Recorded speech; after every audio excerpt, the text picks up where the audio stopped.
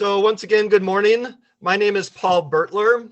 I am a NOFA Massachusetts board member, as well as the NOFA Mass Winter and Summer Conference operations support person. So I'd like to welcome you to the 2021 NOFA Massachusetts Winter Conference.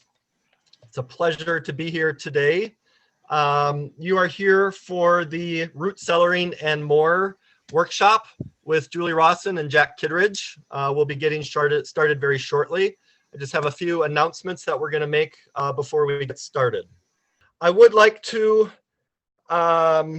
take this present moment that we're living in to acknowledge that we are on land that was managed and inhabited before European colonization. Please take a moment to find your location on this map and honor those whose land we now occupy. I also want to mention NOFA is working to live out the values of our racial equity statement. In the interest of healing the harm that racism and discrimination has caused in the food system, we ask all of us to act in being allies to our BIPOC community members by standing against white supremacist behavior and action, and by standing together on what is right. The Commonwealth can truly feed and service the community of us all. I'm sure we were all shocked by the events, the blatant display of white supremacy and white privilege that we saw at the Capitol this past week. So it's important to call that out whenever we see it in order for all of us to help make progress.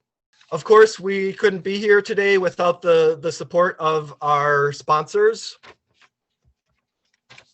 If we were, again, in person at the conference, we'd be walking past all of the great vendors and exhibitors that we typically have. With that, I'd like to say thanks again for being here, and I am going to, it's now time to introduce our distinguished guests, Julie Rawson and Jack Kitteridge, coming to us from the global headquarters of Many Hands Organic Farm in Barre, Massachusetts. If this is your first time seeing Jack and Julie present, you're in for a real treat. I haven't seen them present on this topic, so I can't wait to hear what they have to say.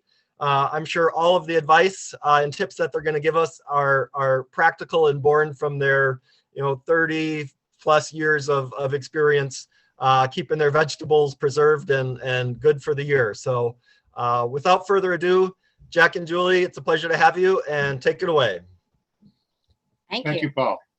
Okay, basically a little bit of a background. Julie and I bought land in Barre in 1980. We were living and doing community organizing in Boston at the time. Had our 4 kids, all under 5, and we studied up a couple years. So we were saving up money to build our house, the kind of house we wanted to have, and of course that was right at the time when the energy embargoes first hit, and OPEC was formed, and everybody was very concerned about what we were going to do about energy. And so we said, well, we're building a house. Let's try to build a house that's going to be energy independent as much as possible.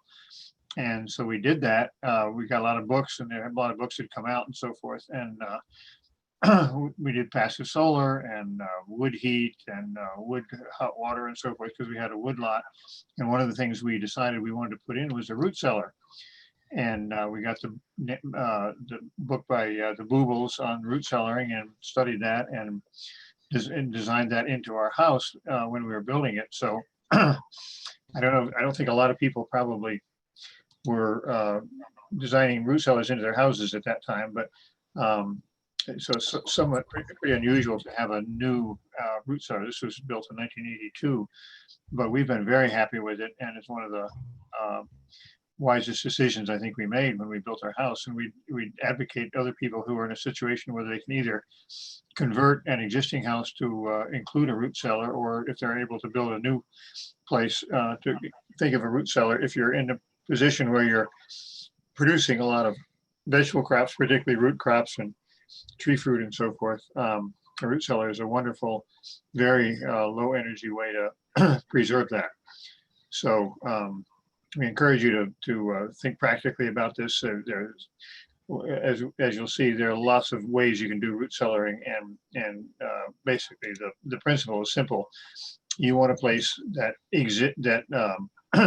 duplicates the natural conditions that nature has, that root crops have evolved to. They're biennials mostly, and they want to spend the first winter underground, alive but resting and building their energy for the second, so their second year.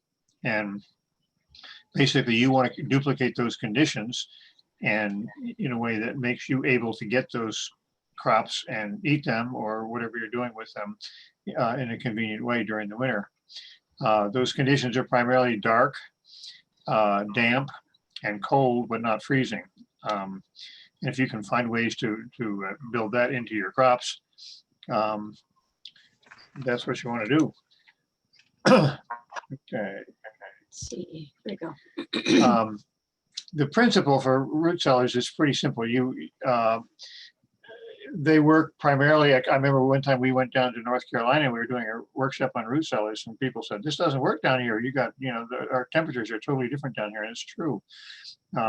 We are fortunate in the north that we can have root cellars, and they naturally are functional because of the cold that happens naturally.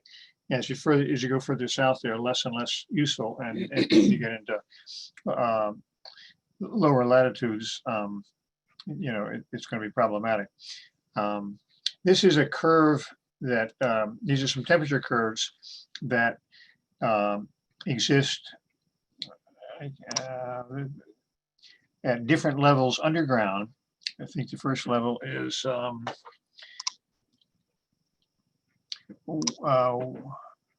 1 inch and 2.5 inches and 4 inches and 8 inches and 20 inches and 40 inches and then 72 inches. And the 72 inches and the 40 inches would probably be the ones you'd be most interested in, because that means underground at this location, which was in Wyoming, at 42 degrees latitude, which is almost exactly what Boston is at. These were the temperatures underground during a year. And the blue circles are 40 inches, which is probably the most useful here. And it goes from about 35 in January, and it goes up to, oops, I'm sorry, something came, there we go. In July and August, it goes up to, up 65, and then it goes back down again. So that's the condition about 3.5 feet underground at this latitude. And now this is about 4,100 feet in elevation. So it's colder than we're going to have in New England, but not that much. And it gives you a sense of the temperature curve that happens at different degrees underground. Obviously, if you're closer to the surface, there's more of a swing. The further down you go, the more it harmonizes, stabilizes, but not that much.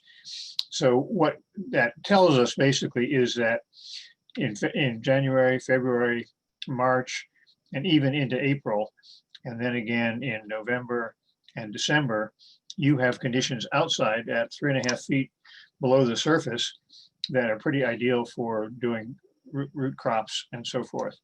And the principle is that if you basically get underground from 3 to 6, 8 feet underground, you're going to have the conditions surrounding that, the structure you build, whatever it is, a hill, a cave, something that is the right temperature. It's going to have the humidity, probably because the ground is moist. It's going to have natural humidity. And all you really have to do is build some way to get into that area easily to provide some sort of ventilation, because gases will build up with crops. And we'll tell you about how to do those kinds of things. But this gives you, I hope, a sense of the theory of it. Anybody have any questions about this temperature curve and the kind of the principle of what you're doing? Okay. Yeah. These are the storage requirements for common vegetables. These things like, beets, carrots, potatoes, traditional big root crops in the Northeast. You'll notice they all have very close to 32 degrees. Relative humidity is high, ideally 90–95% or something like that, and it tells you the average storage life for them. Most of these things are can be done well in a root cellar. There are several that you'll notice that cannot be done very well, and you should know those. Let's see, winter squash, for instance, needs something 50 to 55 degrees and does not do well in a root cellar, will rot relatively quickly. Tomatoes, the same thing. You don't want to keep your tomatoes in the root cellar. Sweet potatoes, not good in a root cellar. Sweet potatoes are not really potatoes, at least the kind we get here. They're a kind of a yam, I guess, and have different requirements. And but most things you see here can do well, and this is a good sense of, gives you a good sense of what you can do. A lot of fruits, tree fruits also that do well, apples, pears, and so forth that we've used. So all these things can be stored in root cellars, except the ones I mentioned, and basically you're doing it at no energy cost to you, no refrigeration cost. You're just using the ambient temperature of the soil surrounding your root cellar. Now, traditional freestanding root cellars, you know, there's zillions of them around, and they basically, there's some of those still around in New England. Oftentimes the house, you know, is no longer around that had the root cellar in the cellar, but some of the freestanding root cellars are around. I just picked up some pictures because I think they're really cute and give you an idea of the creative things that people can do. So let's just go through those. So there's basically a mound of dirt, you know, and over a cellar stairs down into the soil, and you know, that's basically it. Same kind of thing. More? Sure. Yeah, maybe 10 seconds each one, just to give you a sense of what people have built. Obviously, you want to use some sort of a, if you're going to have a freestanding one, you want to use some sort of a hill that's already existing on your property if you have it. In New England, that's usually not a problem getting a hill.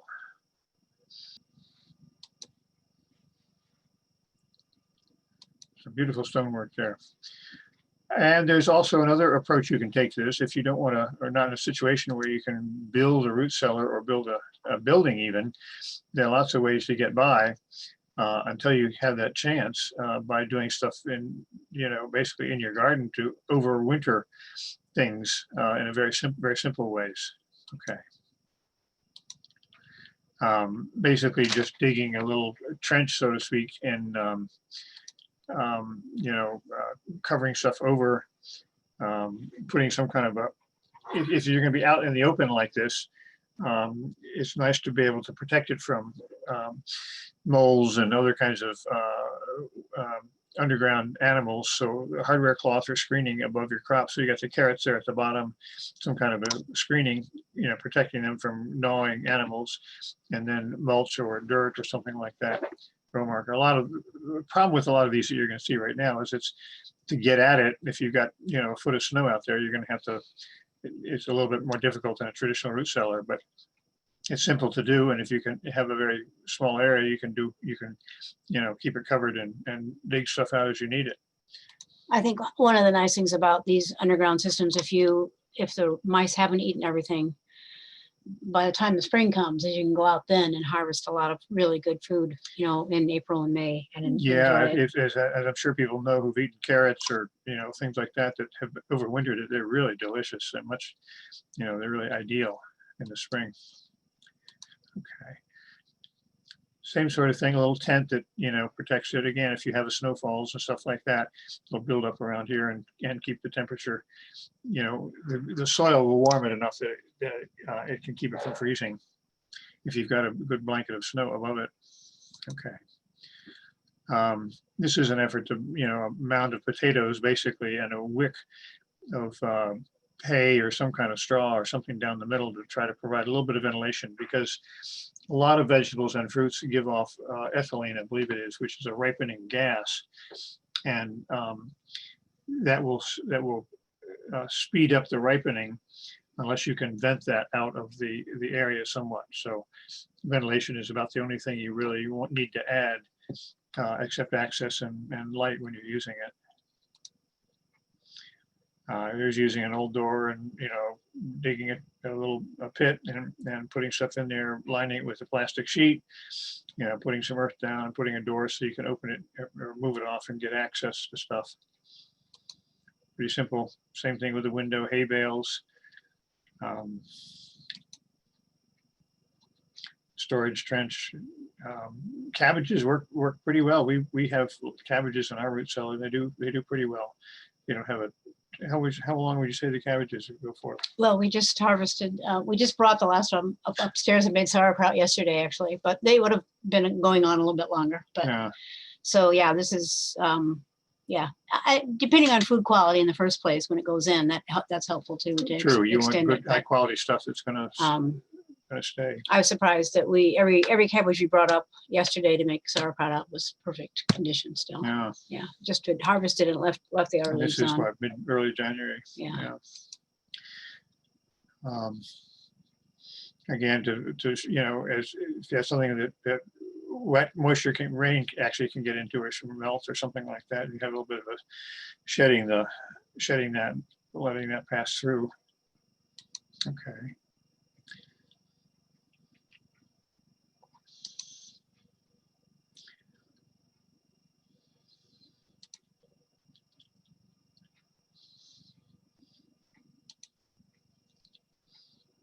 I'm not sure about burying refrigerators, but somebody does. Somebody's done it. So.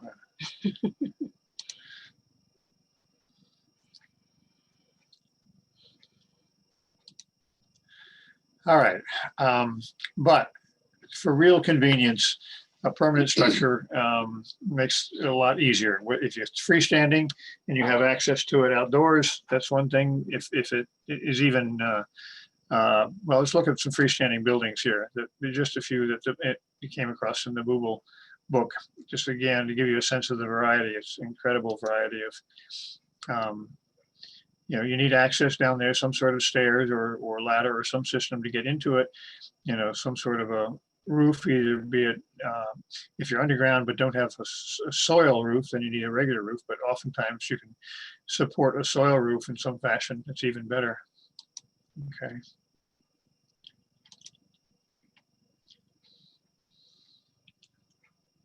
All set? Yeah, yeah. Some people use their well system, you know, go under a smokehouse. But what we did was the root cellar in our cellar, and I think that's probably the most convenient and makes it most useful. We use it every day, and you know, make several trips down there often, and it's very easy to get access to things, and it's a major part of our food system for you know 5-6 months. Okay. So here's some pictures of people's other, before we get to our root cellar, some pictures of other root cellars in the cellar. Basically, you need to keep it away from, if you're designing, retrofitting into an existing structure, you want to make sure it's in an area that does not have heating or cooling passing through it in terms of water pipes or you know, heating pipes or whatever like that. And ideally, it has 2 or even better 3 of the walls of the structure of the area that's the root cellar will be earth berm. That is, on the outside of the wall, there'll be that 4 feet of earth, and you're getting that, taking advantage of that low temperature that comes with that. So you want to, and then you want to insulate that area from the rest of the house, especially if you have a heated basement. It's probably going to be hard to do in a heated basement. We have a unheated basement, and you still need insulation to bring it down from what might be 50 or 60 in your basement down to the 35 that, you know, or 30, 32 and a half that you really want. Okay.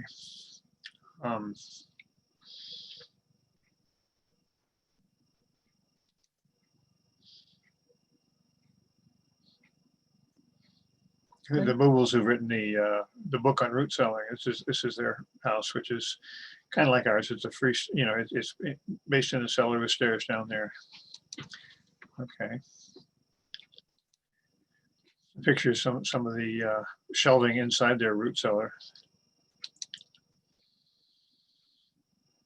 Using it, getting access, you know, having a tool there to spread sand over things or whatever, because different kinds of vegetables will get into that, you know, are better off if they are packed in sand, and you know, bring them out and repack it.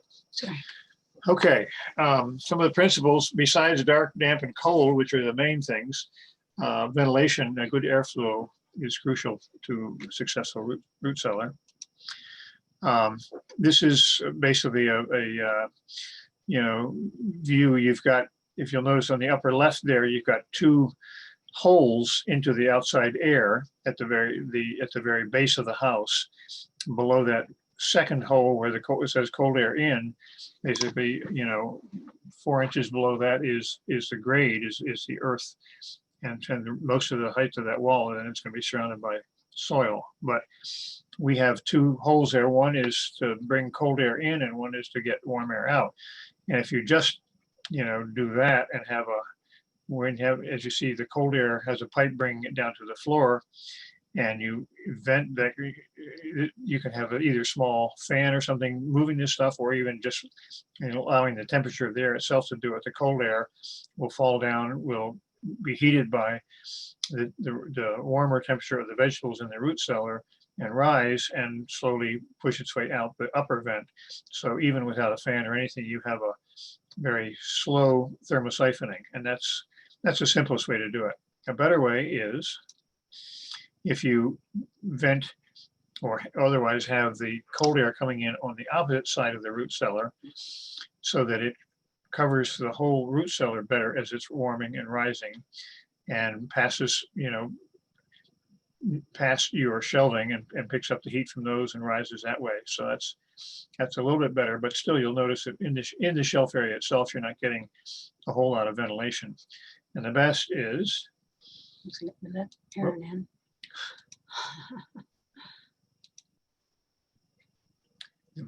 where you have the shelves a little bit away from the wall, and maybe even the shelves are slatted. Ours are made of 2x3s, maybe 4 or 5 2x3s, so that the air can pass even through the slats and pick up all the ventilation, all the gases and the heat and so forth from the products in there. So can I back up a second? I don't know how to do that. Sorry. Can't do that? I don't know. Okay. So our root cellar was built, as I said, in 1982. It's in the northwest corner of the basement. Generally, that's the coolest, but not necessarily. It's not terrible. You just want an area where the sun is not going to be shining primarily. We did not pour cement on that portion of the floor. We just left the natural gravel and sand, and they were basically rock, and we brought in a little bit of gravel and sand to make it a level floor. It's about 10 by 10.5 feet in size. On the south and east walls, which are the walls facing into the cellar itself, we made a very thick wall, double 2x4 wall. So you build one 2x4 wall and insulate it, and then you build another one offsetting the 2x4s. So you have probably 8, 9, 10 inches of insulation in that wall. In the door, we had several sheets of polystyrene at 2-inch foam insulating, but whatever works. So the door is about 6 inches thick and also insulated. And then we mounted in our vent pipe from the window, the ones I was talking about earlier, a 6-inch low power fan. So you can turn that on, and it brings in air into the root cellar and encourages that ventilation process. Okay. This is, we are standing in the living part of the cellar, looking at the root cellar door with the beautiful artwork that Julie's mother painted. And then you see the stairs going up to the rest of the house. So this is the entrance to our root cellar. There's a door open a little bit, so you can get a sense of the thickness of that wall there. It's about a foot thick. If you see at the upper right, at the top of the landing there, you'll see a little area that is important. The next slide will show you that. That's that double high-low thermometer and a little switch there, and that reaches through the wall into the root cellar. So you can look on the outside of the root cellar. You can come down to the landing, look at the temperatures shown there, and get a sense of how cold it is. If you want to make it colder, you can just flip that switch on. That will turn the small powered fan on and bring in outside air. Now you want to obviously be thoughtful about what time of year this is. If you're in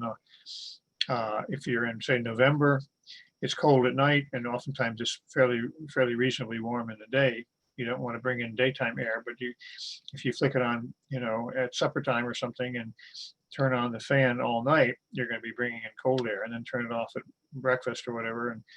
And you can slowly encourage it to be colder in the root cellar than it would be naturally. It's obviously not as cold as a refrigerated area, but for a virtually low power system, this works pretty well. Most of our stuff really, the root cellar really reaches the temperature that it's going to preserve stuff probably in what would you say, mid-December? Oh, I mean, it's doing quite well before then, but yeah. I mean, I think the thing I wanted to say though, last night it was 20 degrees or maybe less. I'm sorry, what? Last night it was 20 degrees outside. And right now for me is an important time to monitor that fan, because I the other day I turned it on again because it had been, seemed like it was warming up a little bit. So I had to turn it off, but then turn it on. And then it's important when it gets too cold at night to make sure that your fan's not on, because we have had stuff freeze. So it's you need to keep an eye on it. It's nice that it's right there, so it reminds you as you walk by to check. Yeah. One thing, hold for a second. One thing you should be aware of, there's a huge safety factor in that naturally exists when the phases of water, for instance, are ice and water vapor. And when you go through a phase change, according to the physics as I understand it, when you go from ice to water or water to water vapor, a huge amount of energy is involved in making that change. To go from 50 to 60 to go from 50 to 51 degrees is not a big change, but to go from 32.5 to 31.5 is a major change, and takes maybe 50 or 100 times as much energy as it does to go through a normal temperature, a degree change, if that's clear. So to go from to freeze the stuff in the root cellar takes a lot of cold to do that. And we have had that happen, and stuff, particularly the stuff that's on the outside and most exposed has gotten frosted, but generally it's only been 2 or 3 times, I think, that it's a problem. And generally you have a huge safety factor in your root cellar. It's just not gonna, things are not gonna freeze on you just because the temperature outside is cold one night. It's gonna take a long while. And on the other hand, when in doubt, when it's going to go down below 10 or 15, I open the root cellar door at night, because I don't want to freeze my potatoes, particularly because they're the ones we use for seed potatoes. So I can't tolerate not having them available in the spring. So it just means that you need to keep an eye on. It's not completely no labor. Let's put it that way. It's just 5 minutes of labor a day, perhaps. okay, All right, and that's we just can move forward. okay. There's a very close up of the It's a high-low thermometer. maximum minimum. So you push that button in the middle and it tells you. Yeah, there's a kind of floating indicator in there. So it the one as high as it possibly gets, it stays there, and the other as low as it possibly gets, it stays there. And then there's also a way you can read what it is currently at the time you're looking at it. But we're also interested in what did it do last night. Okay. All right, there's a inside shot. You may notice a few wine bottles in the background there in the upper shelves. So we also use it as part of our wine cellar. Which Paul particularly likes, as I remember. Did you drink that stuff we gave you for your wedding yet? No, okay, well, good. Anyway, but Julie gets the bottom shelves, and that's where all the fruits and vegetables go. And the floor. And the floor. And basically, this is just to show you the shelving and a simple way to do it. We are standing in the doorway right now, looking to the west, right across from us, and to the north is right, and the south is on the left. So you look in there, you've got all that shelving, all that stuff you can get to. When you start throwing stuff on the floor, you have to make sure you got alleys to get to the other things. But we use that pretty fully in the middle of the winter. And you can see we got basically things in baskets and cardboard boxes, and sometimes we use wooden boxes, although they tend to rot. But just normal, containers for things. Okay. If you can see, the posts supporting the whole system of shelves are supported on those flat cinder blocks there, because the moisture is such in there, we want to keep the moisture very high. And so one of the ways we do that is keep the sand somewhat wet, and we don't want the moisture to rot out those posts. And I replaced that shelving once, maybe about 10 years ago, but it had probably 25, 30 years of use before I had to replace it. So it works pretty well. Even you don't want to use obviously pressure treated or something like that in there. You could use plastic lumber or other kinds of things, but this seems quite reasonable in terms of price and so forth. Okay. Here's just getting a sense of when we start really using it with stuff all over the floor and plastic bins, as well as the shelving and stuff. That's sauerkraut in those jars, and looks like beets and rutabagas and Yeah. who knows what in there. But your space will become a premium even in a 10 by 10 room if you do a lot of stuff. So make sure you build a lot of shelving and a lot of access for stuff. And make sure that the guy who does the wine doesn't take up too much room in your root cellar. All right, here is the two vents that are to the outside. We are looking on the north side of the house. One is somewhat elevated, one is somewhat not. But basically, when they were pouring the foundation, I just had them leave a 1 foot square hole. The window is next to it. We could have done it through a window, but I figured we just blocked that window off. And this is where this extra hole is where we do the two vents. And next shot, I think we'll show inside the vents. Yeah. So this is on the inside looking out of those vents. The upper one is the exit vent for air. There's a screening in there, in both vents, so that mice and things like that can't get through. There's a baffle, I think, in there that so it's closed, just a hanging baffle that is open when there's somewhat pressure, a small bit of pressure pushing air out, and then it hangs closed again when the pressure's down. So that controls the temperature a little bit. The the one on the right, is the cold air intake.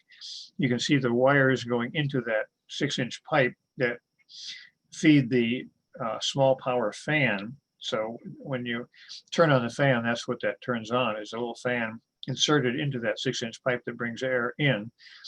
That fan, or that pipe, goes across the top of the root cellar with a very jerry-rigged way of hanging it, and comes down the far side, the south side of the root cellar wall, so that air actually enters the open space of the root cellar air at the bottom of the south wall. As in, you remember the illustration showing the ideal way to bring that air in is at the opposite wall down low, and so it will rise and pick up the temperature pick up heat from the produce in there, and then exit by pushing itself out that upper vent. So this is a simple way simplest I could figure up anyway, to ventilate the space, but I think it is important to do in terms of ripening and extending the season of your crops. Any questions about this whole ventilation system and so forth? I'd be happy to deal with it now. Better picture ahead of the other part of it. You can advance it if you want, but if people want to come off mute and ask questions, or they have a question, now we're looking at the south, on the right, the south wall, and there's where that cold air pipe exits into the room at the bottom behind the door. And, so that's just, it's piped there, and that's where the air comes in. And again, I think we've had periods where it was really, really cold, and we'd actually stuff something into that pipe to keep the cold. Well, there's a better design system. I'll show you in a second. So Jack, what about the baffle on the out vent? That's what I've been worried about. We have a piece of foam in ours now, so but obviously it's not ventilating unless we have a way to get the air out. Yeah. Well, the baffle it's like a circle disc, a metal disc, with a small weight at the bottom and hung. I don't know how to explain it better. So that if you push slightly on one side of the lower part of the disc, you'll make an opening and air can exit, and then without any pressure, it hangs flat again and closes that opening. So it's just it's like a hanging door for a cat door or something like that, but it's in a, in a pipe. Is that clear? I hope so. I don't know how to describe it better. But basically the low level of air pressure may open it by an inch or so and push its way out. It doesn't really protect you from the cold. It's more a way to get the air out. Let me show you if we get forward. Okay, regulating the root cellar temperature. To cool the root cellar down, you turn the fan on on cold nights and off during the day, as I said. If it's too cold, you plug the vent hole. We'll get to that in a second. On very cold nights, as Julie said, if you want to warm the root cellar, you leave the door to the cellar ajar. Okay, there's my plug. That thing at the lower left is a plug that I built the size of the 6 inches that would fit in the pipe. And it's a long handle because this is up in probably 7.5 feet tall. You have to change your slide, please. I'm sorry, what? Need to change the slide to show us the plug. Oh, it's there. It's there. It's the lower left there. You see that circle, that wooden circle? Got it. Sorry. Yeah, that's all right. And I'll show you in the next shot is it plugging the hole there. So you reach that plug up with that hand. I'm sorry, we haven't seen anything since the first shot of the vent system. I think we've missed 3 or 4 slides. They just haven't changed. Huh. They're changing here. Okay, can you go, you know how to go back, Julie? There we go. Can you go back? Can you more? guys, can you see these changing? Unfortunately, it's still frozen on that slide of the, your first slide of the vent. Go back until we hit the first slide, see if we can pick it up again, maybe. Going back. That one?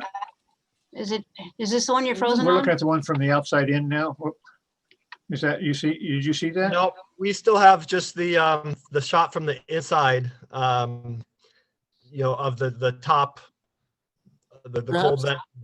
Before the plug, no, don't see. Correct, before the plug. And when we move Huh. these slides right now, it doesn't do anything for you? Nope, yeah, so why don't we can you try exiting, stop sharing your screen? Yep. Yes. we And then can. we'll try to reshare it again and see if that helps. Okay. Okay, we see your.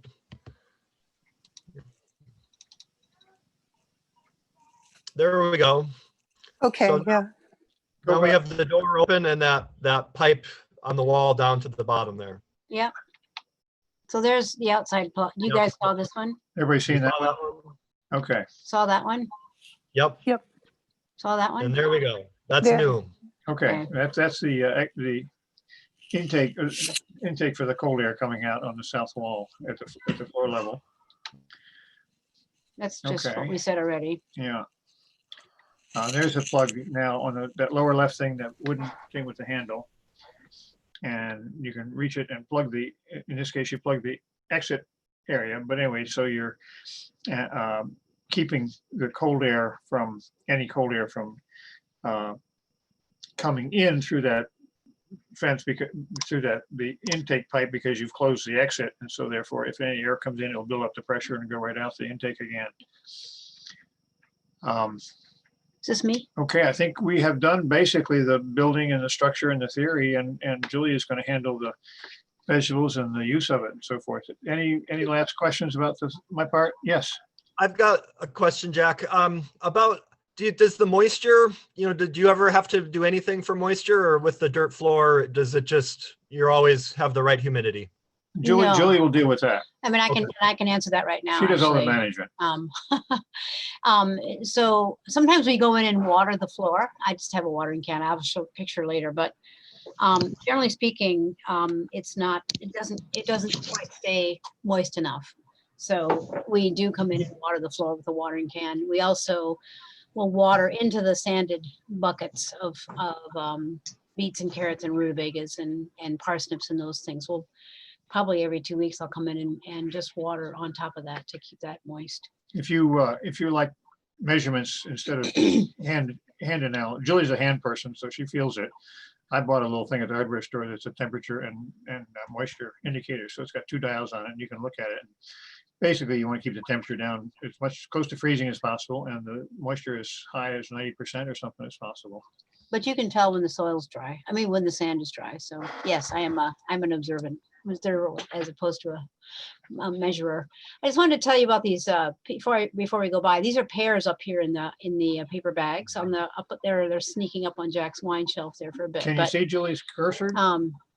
I don't know. They probably can't see the cursor. Can you see the Yeah. cursor? Oh, good. you do. That's helpful. Yeah. So these are all pears Yes. in bags. I read an article one time. It's like, why do our pears always, if we wait to harvest them until they're ripe, then they're kind of brown inside? And I read this thing that said, actually harvest them while they're still a little bit hard, and then put them in a paper bag, and then voila, they're perfectly ready. These are those Bartlett's, are those the ones They're we get? Bartlett's, yeah. Those are Bartlett's, yeah.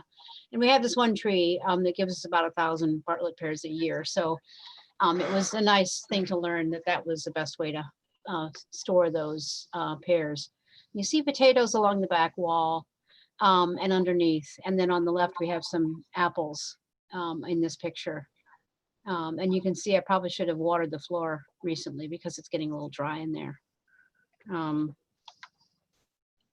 All right, there is one other question in the chat, maybe before you move on. It's about any modification suggestions for drier climates, such as the Southwest. More water on the floor. And I'm not sure how south the Southwest is. I mean, I see what you can get in terms of those curves, temperature curves for your area before you invest in this. Because like I said, when I was in North Carolina. Yeah, these people are like, that's really nice, guys, but it won't work down here. I said, whoops. That was somewhat embarrassing that day. I don't know. Now it won't want it. There we go. I was just trying to read this one over here in the corner, the white one, and it says Yukon Gold. Whoops, shoot, I went Yukon Gold for seed. So oftentimes we'll pick out our seed potatoes and then cover them up and then make sure that we don't hand them out. But there's some stuff here in leaves also. We don't often use leaves, but when we're saving dahlia bulbs, and there are probably some other things like that, we will pull them out and then put them in leaves, and they seem to store better that way. Generally speaking, it's all the biennials, it's the beets, the carrots, the rutabagas, the turnips, the parsnips that we'll put in sand and make sure that that's well watered. And then the potatoes, just stay open in a container. Also, apples will stay just in a container. Onions just in a container. Garlic for a while you can keep also in a container. And this looks like this is a short-term storage situation where we're gonna have a CSA coming up. We just bring them in and throw them in there. So our walk-in was full, and then we'll come and use them pretty quickly. And there's the sauerkraut over there. I just wanted to talk a little bit about making sauerkraut and how, it's hard. If you want to make sauerkraut, it's really easy to make. The problem is having a large quantity of sauerkraut and having it stay well for you, because yes, you can make sauerkraut in 3 days and then it's got to go somewhere and it can go in your fridge, but you're not gonna be able to keep it for the whole winter, which is what we like to do. So this we found it to be perfect for this. However, it's not perfect when you make it in September. It's way too warm. You bring it down here in September and it'll rot. At least the top third or something will rot. So we really wait until late October at the earliest to start making our sauerkraut. And like I said, just yesterday, we had some cabbages that we'd harvested late, and we just made some sauerkraut yesterday. So that's but it's a marvelous place to keep it. So good thing to think about. I don't know why I had this picture. It looks like more of the same here. Julie, there's a question about apples. Do the apples make root crops sprout? Oh, I know. They give apples a bad name in the root cellar. They say, oh, don't put them in there because of the ethylene gas. I don't know. I suppose they do at some level, but that's why the fan is nice too. Another reason to turn your fan on is to get a lot of air circulation so that you don't have the outgassing goes somewhere, I guess. So it's always, everything about life, specifically, genetically, you always have to make choices, right? And so if you want to keep your apples and your potatoes, so you might have a little sprouting going on. But on the other hand, it's nice to have those apples down there to eat fresh too. So But I think if you have adequate ventilation, it shouldn't be that much of a problem. You definitely do not want to have a root cellar without ventilation, or you're going to have stuff that's not going to keep very well. yeah, the fan, the ventilation is a really important part of it. So this is, I just wanted to, I'm kind of showing off here, but this fall we had so much food, and we just like our walk-in was full, and everything was full everywhere. But this was before our fall CSA, and it was one of those days where it was going to get down to 10 degrees. And we had to go out and pick everything, and so just a nice thing to show that you can use this as a short-term storage. But you can see down here in the right-hand corner are some apples that we were going to make into cider for our Thanksgiving cider run. And I think that looks like parsnips right on top of the apples, and more parsnips over on the left, and then big bags of bunches of kale and collards and anything that we could still harvest and would keep alive. But so it's a nice overflow area, I guess is what I'm trying to say. When we built this, we didn't know our farm would quite get this big, but it's been really served us well, specifically this year. We just had to throw in a whole bunch of stuff and keep it cool, and that worked really well. Down there you see the watering can. Just a reminder, I mean, this is one of the things that I'm most bad about in the wintertime, is to make sure that the sand stays wet, because if you don't, the crops, they just don't do as well. They won't last as long. On the other hand, we have harvested out of the root cellar carrots that have been in sand and eaten them in July. Beets also will last almost that long. Rutabagas, all those things will last a really nice long time down there if you have the right conditions, and also of course healthy crops. So pretty nice to have for such a very little energy input. And just a closer picture of all that stuff. Those are onions over there in that blue box that are just sitting there. And we also are storing some of our liquid fertility in the back of there also. So not enough room for all the stuff we have.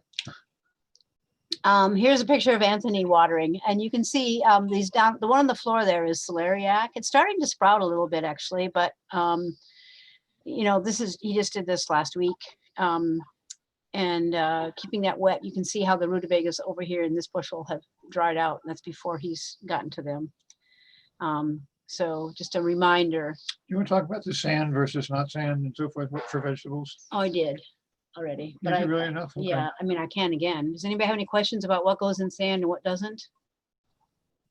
Or was I clear enough? Or I can Like remind you. the potatoes, for instance, don't go in sand. They go in boxes Yeah. as loose potatoes. Yeah. The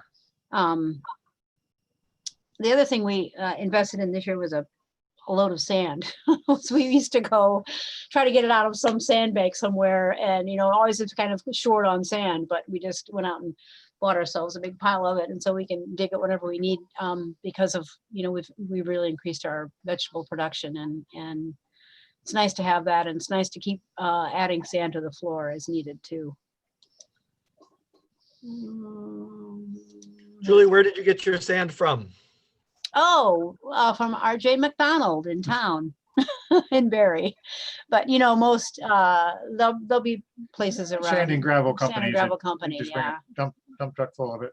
Yeah, $315. We use it on the driveway too, so we use it for everything. But it's nice to have it for the root cellar. Okay, so I like this slide a lot. Hopefully you guys can, well, I guess I'll have access to this, right, to take it down later. But potatoes in open boxes as late in September as possible. Again, you want to be careful not to I want to get all this stuff harvested and out of the ground and into the root cellar. Really wait as long as you possibly can. They'll do better, and if you can just wait as long as possible. Apples in open boxes, September through November. Pears, some will ripen best in paper bags, like I talked about. Those are the Bartletts particularly, out October, November. Carrots buried in wet sand, beets in wet sand. Rutabagas also, parsnips, ding, ding, ding. Leeks, You know, some of these things you can keep in a plastic bag for a while and just, harvest them and keep them in a bag. And then like the cabbages that we had, they were just in an open bin. So if you know you're going to use them up in a month or two, they'll probably be all right if they're healthy. But you can kind of like plant them and not bury them, but plant them. So they're like standing up in the sand. That's the leeks. Celeriac, like the other roots. Cabbage, talked about that. Sauerkraut, later better than earlier, no later than early September, but store in the fridge before that. I've tried lacto fermented pickles and putting them down there, never works. So, because cucumbers just come too early and they're gone too early. Squash, again, would keep that. Remember if that slide back that said like squash likes at 50 to 55, we keep it on the barn floor, up on the second floor of our barn, and then move it in when the frost is going to be serious. And the onions, same thing. They'd rather be out in the dry. Bring them into the root cellar just because we don't have space in the house specifically. But I found the squash, even though it says in Google's book that squash doesn't do well, it does okay down there. So I'd bring it in as late as possible. Onions, garlic, same When thing. it says move into the cellar, that means we have separate shelving in the unheated part of the cellar, but not the root cellar. No, I meant move it into the root cellar. That's what I've been doing lately. I used to keep For it in. squash? Yeah, I used to keep it in the cellar itself, but Yeah, I find our squash, is good. It's good till now or so, but it doesn't last that much longer. yeah, well, we haven't had good success keeping it anywhere for that matter. We've tried. We actually built our guest room upstairs. We actually insulated the floor so that we could close that door and open the window and have squash and stuff in there. But we never ended up putting it up there. But anyway, we had all sorts of great, wonderful ideas in the 80s a lot of things we've accomplished, but a lot not. Okay, sweet potatoes, definitely like it, 50 degrees or more. And so don't ever put them in the root cellar. Canned goods, I've tried that, but the lids rust on those. So I don't put them in the root cellar either. I have a picture of them elsewhere. There they are. I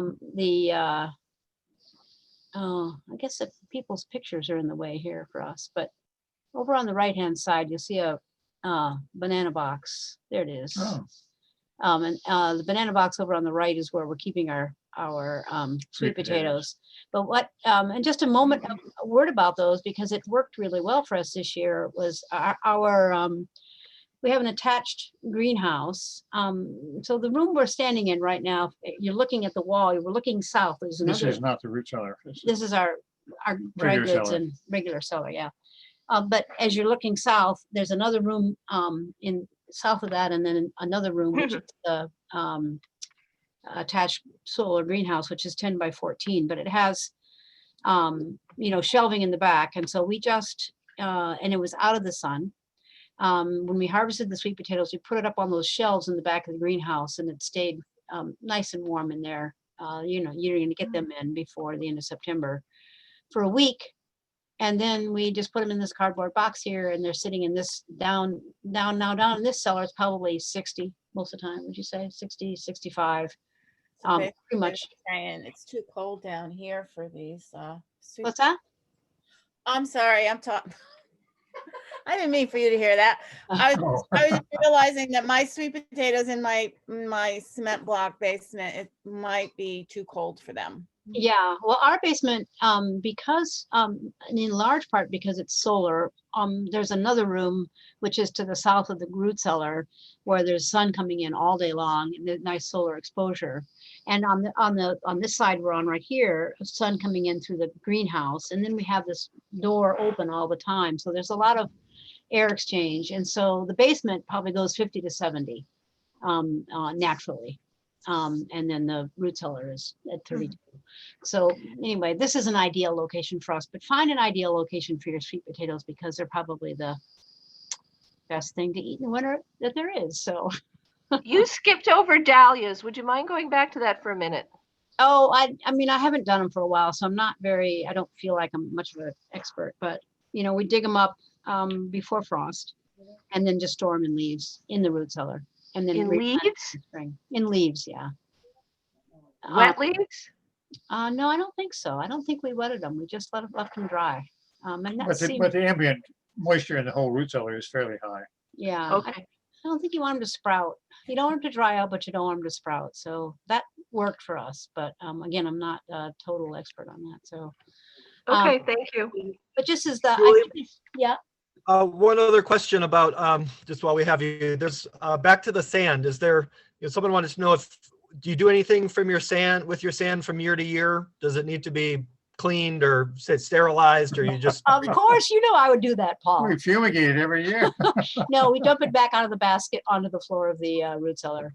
And then I don't know if you saw the shovel in one of those pictures, but that's to dig it back off the floor and into the baskets. So, Great. simple, no fumigation, no cleaning. Don't believe in it. No Clorox. There's no Clorox on our farm.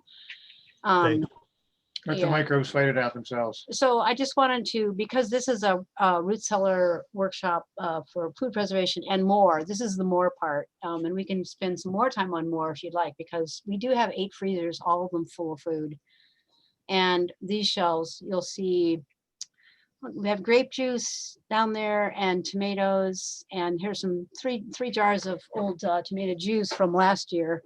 And then up here on the left, you can see a bunch of apple juice canned. But this is our area where we keep all of our canned things, or I should say jarred things.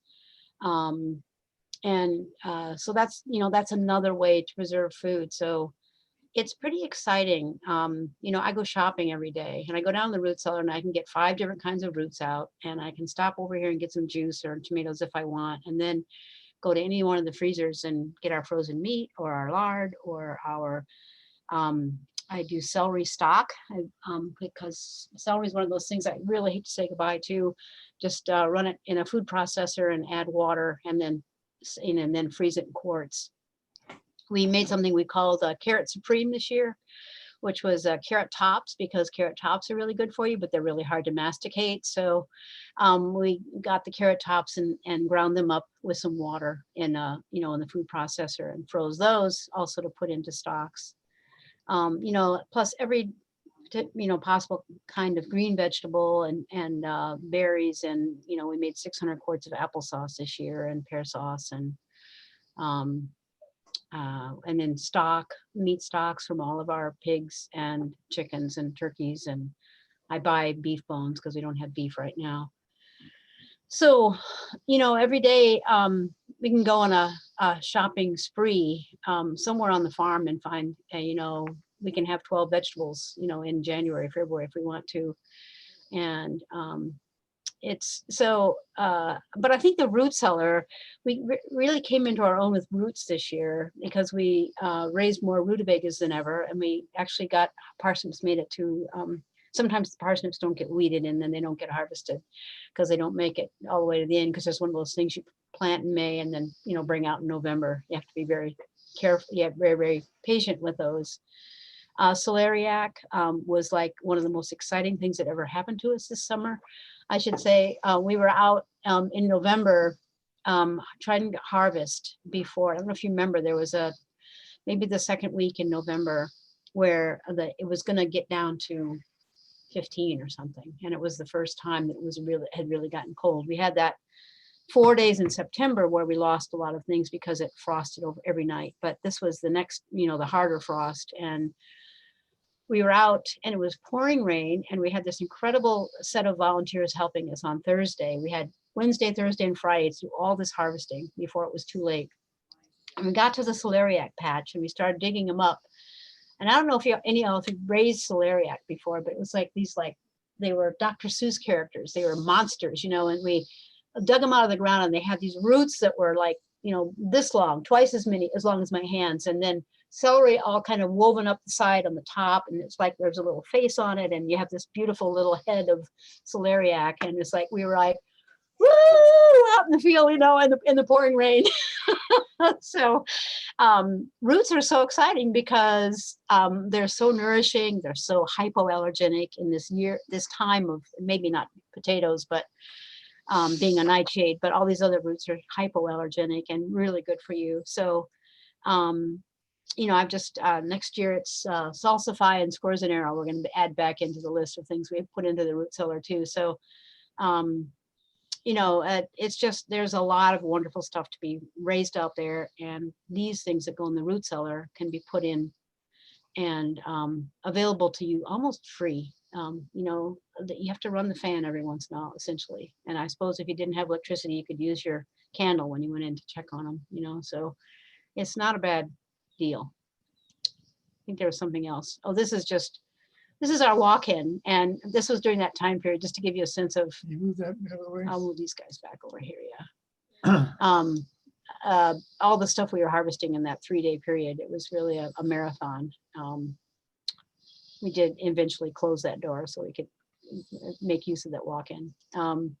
And then tomatoes on the floor. I mean, here's a, I think what happened for us here, and I don't know what your situation is, but we kind of started out with this homestead and we ended up with a farm and our house and our barn and our fields, and it's all one big thing. And so the farmhouse is, you know, really it's well, it's kind of a barn too, I guess. So anyway, these are the tomatoes. I'm just thinking other things that you can do to preserve your food for the long term. And this was again before, I don't know, it was before one of these frosts where it was going to go down to 25, and had to harvest every single tomato. And we brought them in and put them on newspaper on the floor. Now this is the room to the south of the shelves that you just saw with the you know, the applesauce. I mean, not the applesauce, the apple juice and the canned tomatoes and all that stuff. And the greenhouse is off to your right, right behind it. So another thing anyway, another way to manage tomatoes. And so we generally have our CSA goes through November. We generally can give people fresh tomatoes through the end of November, even though we might have harvested them 6 weeks before. But this is the way to do it. If you're those kind of quantities, is just on paper somewhere, on a newspaper, and go through and, you know, pull out the rotten ones and feed them to the chickens every day or two. And you really, again, have a lot of nice food. This is a picture of those squash and onions up in the barn where we keep them as long as we can, which is, I think, where they would ideally like to be kept. This is the second floor of the barn. And then we move them then into the root cellar when it gets too cold. So maintenance chores: keep the sand floor wet, keep the sanded vegetables wet, monitor the temperature, turn the fan off and on, open the door, remove rotten fruit and vegetables as necessary. You know, it's really important to do that. The one bad apple will spoil the whole barrel. So, you know, that's an important thing to keep an eye on. And, you know, just probably our favorite topic to talk about is nutrient density and carbon sequestration and really healthy food. And what we've noticed is, you know, as we put healthier and healthier food into the root cellar, then it stays better too. So that's, you know, that goes without saying. You have to put in a good quality product in order to have it last a long time and have it still be really vibrant and tasty. I fell on the way up. I can, Feel like too much. What are you saying? is someone asking a question, or are they just off mute and don't know it? Is there a question? We're hearing something. Yeah. So I think one of those problems when your house is a barn and vice versa is that there's sand everywhere, you know, when you go in the root cellar. So just a little maintenance thing for those of you who have, I mean, I'm not OCD by any stretch of the imagination, but I get tired of sweeping up all the sand all the time. So we have a mat inside the root cellar and another one outside the root cellar to scrape your feet on. You know, just things like that. And sometimes it's like, oh geez, I don't want to go down and get those. I can get these nice frozen vegetables, but if I go down and get the carrots, I'll have to scrub them up, and you know, it's extra prep, and one can get lazy in the winter. So I think, you know, finding a way to keep the maintenance in and out of your root cellar down to a minimum is good. And then also sometimes what we do is just bring things up and prepare them a whole bunch, get a week's worth of carrots and scrub them all up and have them in the fridge. Ways to psych yourself out to not being lazy, essentially. there's the book that we read. I think it's still a good, probably the best book out there, really. She's I very, think I haven't seen anything else very better. practical. Yeah. I mean, it was written, we got it in the 80s. I don't know if I don't know if Mike and Nancy are still alive, but it's a great book. Ellen Fine has a question. Is that right? Raised her hand. We're not hearing anything. If you're on, ask a question, maybe you're on mute. I don't know. Of course I was on mute. Hi, Julie and Jack. Hi. I was just kind of wondering, you know, I'm a little more suburban, but I was kind of wondering if folks ever do root cellars in basically in bulkheads. Sure. There was a Sure. picture of that actually back in the earlier on the slideshow. There was a picture of that. Yeah. Whatever. I mean, most people obviously don't have them in their houses, and retrofitting a basement to put one in is not hard. But they're all going to be different because your heating appliances and so forth are in different places, and access is different. But sure, using a bulkhead is a good access spot if you've got a way you can get to it and where you don't have to go outside. That's nice. But if that's the best you got, just keep it shoveled and keep the snow away from it. And yeah, you mean. I can get there from my basement on mine. My other thought was I've got a garage that really hasn't been used for a car in a really long time, like 8 to 10 years. I mean, you're really not going deep, but it stays cold enough. Well, I mean, you can do it there. I don't think you're going to get the ideal temperatures unless you're earth burming. I mean, the earth really is designed. I mean, it's not for that, but the vegetables are designed for the earth. And it really works to have that kind of earth burming. So yeah, I mean, you would just have to monitor the temperature much more carefully. You don't have that safety margin the huge safety margin that you have with the earth providing your basic temperature situation. Yeah, I was just thinking of cold now around my house, you know. So thanks a lot. I appreciate it. Yeah, no, it's true, but you know, yeah. Whatever floats your boat. If you got the energy to do something, and I monitor probably temperature in an area maybe through one winter or something before you take check it every day and and see what it goes up and down and what you're going to have to deal with. But as much as possible, I think you want to prevent temperature change and keep it at a steady low temperature, but not freezing. I wanted to add a couple of recipes. I was thinking about them this morning when I was doing chores that I should have put on the slideshow. But there are a couple things. I think it's very hard for us to keep our nutrition, at top notch in the winter time. It's very easy if you're growing a lot of food to much better to eat in season and have all these fresh vegetables all the time. But the sauerkraut is one thing that I would encourage everybody to, if you do have a root cellar, to learn how to make that. It's very simple. We have a cabbage board. It's called a mandolin, people will call them.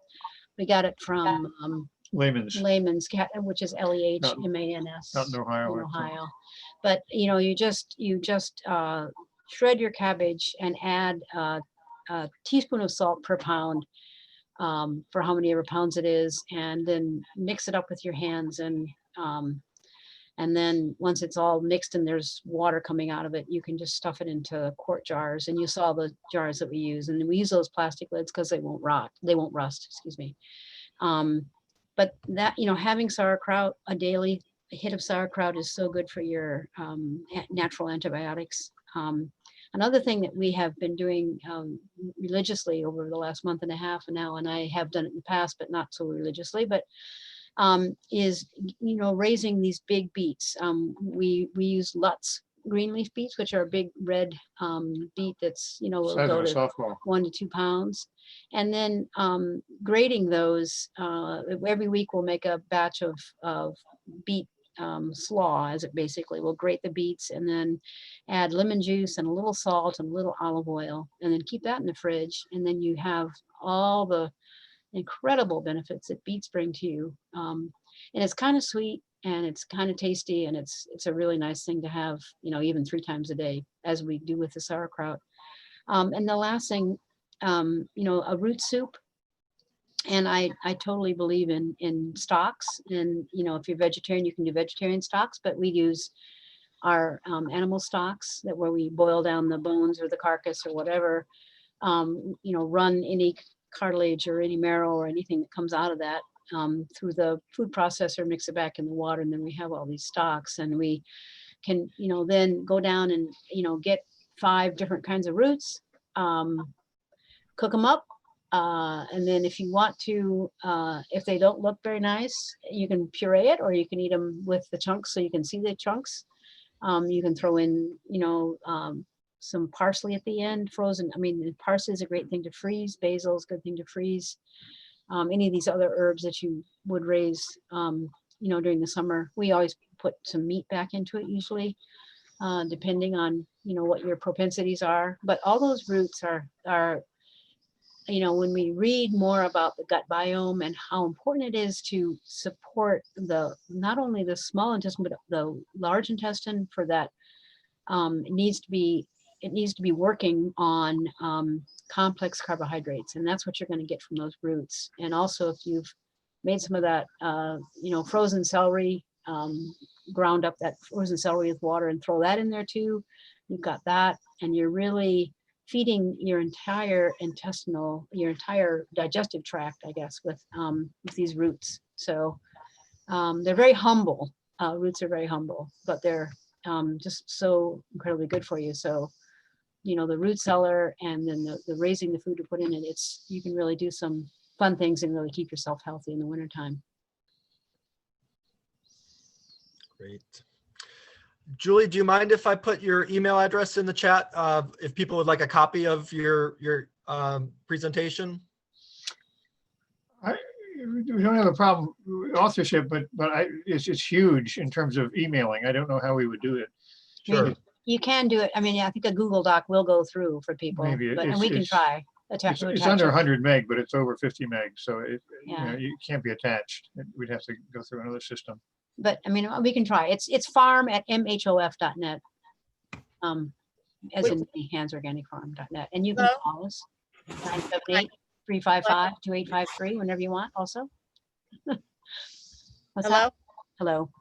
Would you be able to do the sauerkraut and the the beets, a little recipe written down? Well, I'm going to give it to you again and you write it down. How's that? Okay. All right. Well, I got to get a paper and a pen. So Because I forgot to do that this morning. I forgot. I should have done it. But tell me when you have your paper, and I'll write it down for you real quick. All right. Let me find it. Hold on. Well, in the meantime, I'd like to throw in something. I'm wondering about having. I do worry about the ethylene, and we're trying to retrofit and build a root cellar now in our new home. And because I've had carrots that have gotten very bitter from being in with the apples. So we're contemplating the 2-chamber approach and with the venting. What do you think about that? Well, do you have a venting where you are now? I mean, where they've been?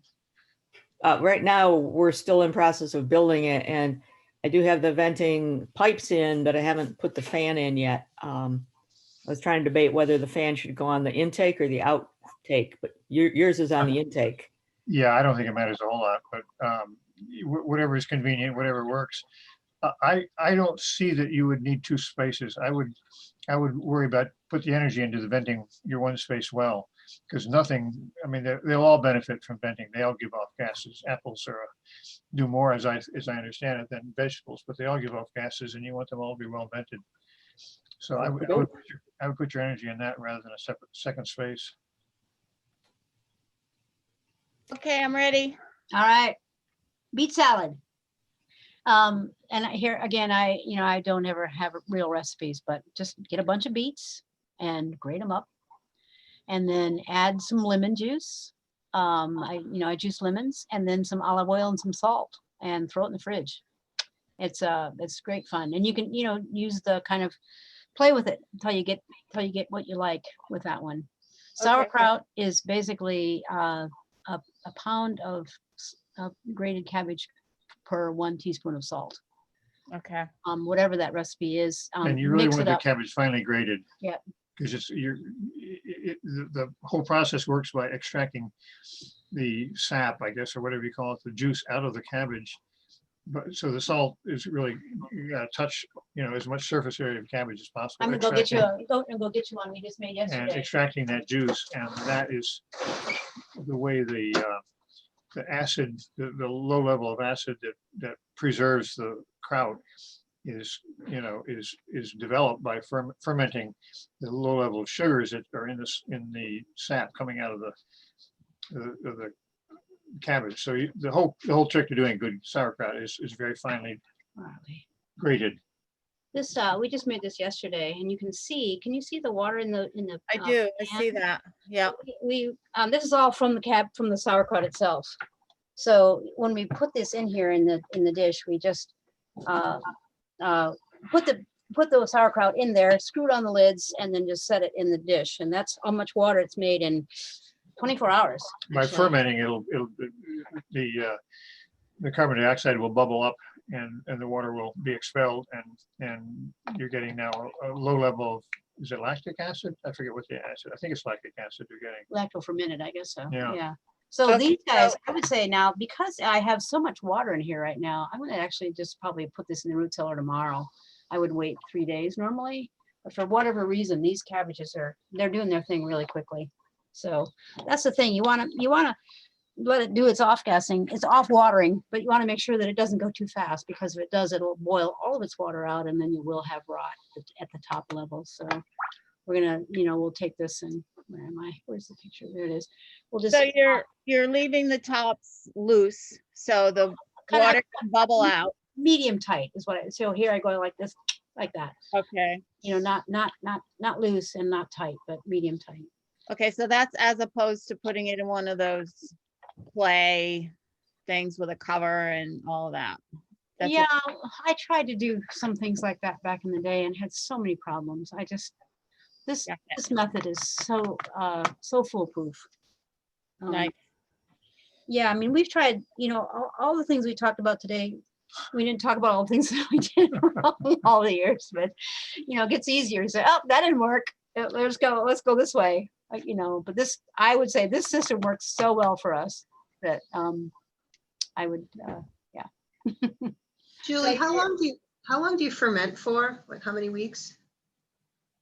Ferment, For sauerkraut, you mean? Sauerkraut, yeah. well, 2 days, 2 to 3 days, and then throw it in the root cellar. And what happens then in the root cellar is that it'll Very slow slowly ferment. ferment. It'll continue to ferment At slowly. the low temperature, it'll just ferment very slowly, and that's why it gets a little sharper after several months, but not a whole lot sharper. And then by the summer, when it starts warming up in there, it'll turn to mush, and it's disgusting. So you want to eat it, while it's still cold. Before you get your fresh vegetables in again. What is the, when you're fermenting it in your kitchen or in your upstairs? This What's is the bathroom, yeah, actually on the bathroom. What's the ambient temperature? Oh, 70, 68, 70, whatever your house is. But it's if you do it in the summer, it'll go very fast when it's hotter than that. I mean, it's very Yeah. temperature dependent. and that's why you have to be careful not to make sauerkraut in the summertime. I don't find I have very success unless I make it and throw it in the refrigerator, but that takes up a lot of space in the fridge. So, it hasn't worked for us. So the timing at 70 degrees is like for a couple days, and then you throw it down in the root cellar and it cools way down. So look for those, long season cabbages. And they're very rich and very hardy. Right. Okay, so if you have a cooler house that maybe is not heated as well as a typical 70-degree home in the wintertime, it's a challenge, I think, to get it fermented. I don't think so. No? If you can live in it, it'll ferment. If you could live in it, it'll be fine. I mean, our house is like, because of the sun that comes in, and I open the door, you can see how bright it is behind us here. Now today it'll be 85 during the day, but it'll be 55 at night. So We have to open Yeah. open a window in January on a sunny day to bring it down to 70. This passive solar really is a good idea. I'd like to do a workshop on that sometime if anybody's interested. Oh, I was just gonna say, by the way, Yeah. that now that we aren't working for NOFA, we have all this free time, and we're going to be doing workshops probably monthly here on all sorts of fun topics, starting on January 30th. So if you want to find out about our workshops, you can just send your email and say you'd like to get on our newsletter list. I do a newsletter every week, and we'll let you know. We're going to have all sorts of fun here. So love to have you over. What's your email again, please? farm@mhof.net. And just say you want to be on the newsletter, and then you'll find out about stuff. Or you can follow us on Instagram, where we have all sorts of videos all the time. We have actually there should be up today, maybe an Instagram of Stu was making sauerkraut. We put all that on a video yesterday. He used the sauerkraut board, so if you're interested in that, Yeah. if you're doing it in a big scale, it's an expensive board, but a wonderful device to make sauerkraut easily. Great. One last question from the chat real quick. There was a question from someone, Jack, looking for the resource about the temperature curves that you showed very early on. What were those called again, or how can someone search for that online? Well, when we were doing the PowerPoint, I realized, boy, it would be really nice to have temperature curves showing the temperature underground at various levels over the year. And so I went on Google and found that. I Googled for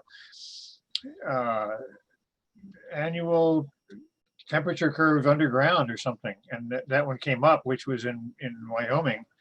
But you just play around, and those things are out there. It's incredible the amount of information you get.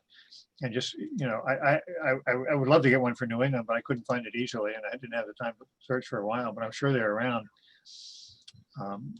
Great. Great. Well, I would like to, we just have a couple of minutes left. I want to let everyone know that I did put a link in the chat to a quick evaluation. So if you have the time and would like to give some feedback about the presentation you just saw from Jack and Julie, please, by all means, click that link and take a quick survey and give us feedback about the workshop. This one and all the rest of the ones you're going to go to for the rest of the conference. Any last questions or thoughts for Jack or Julie in the last 2 or 3 minutes here? Could you just repeat where you're gonna have that sauerkraut thing? Oh, it's on our Instagram. I think it's Many Hands Organic Farm or something like that. Many Hands Farm. I think Organic Farm. All right. Yeah. Thank you. All right, well, go home and raise a bunch of roots, okay? Great. Thanks, Jack and Julie, so much for the wintertime inspiration. I'm going to head down to my root cellar here shortly and think about how I can improve it. And Great. I'd like to expand it and make some more room on the shelves for that wine rack. That was pretty impressive amount of wine down there. So I have some drinking I can do. I can do a workshop on that too if you're interested. This is fun. I'll be there. So thanks so much, Jack and Julie, and to the rest of the participants. Enjoy the rest of the winter conference, and thanks so much again for coming out this weekend or staying home this weekend and joining us and helping to create our NOFA community virtually online. So thanks so much. Have a great rest of the conference, and thanks again to Jack and Julie. All right, nice to see all of you. You too. Take care. Bye-bye.